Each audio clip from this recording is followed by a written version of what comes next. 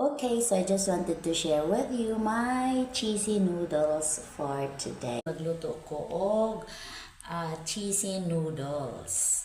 So, simple lang kainin siya, guys. By the way, welcome to my kitchen. So, simple lang kainin siya, guys. Ang ingredients niya.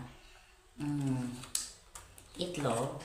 Isa ra ka buok sa isa ka noodles. No? Sa isa ka noodles, sa ka buok itlog.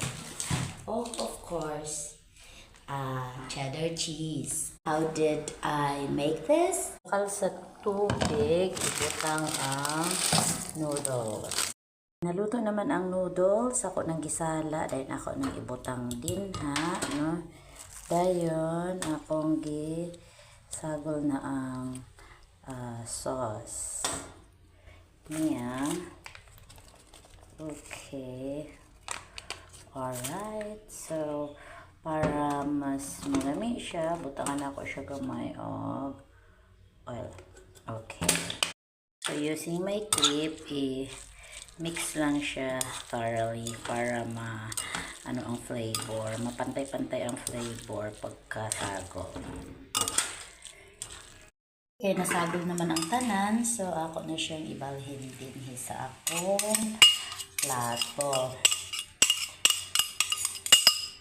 Okay, ngayon, ibutang na nako ang itlog.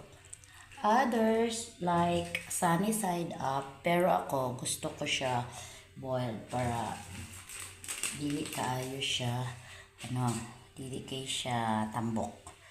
Okay, kadayon, ibutang na siya ang cheese para matabon-tabunan po ang ang itlog.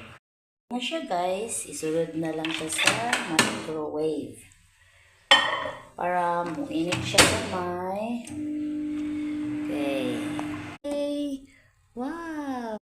Thank you so much for watching guys. See you on my next vlog.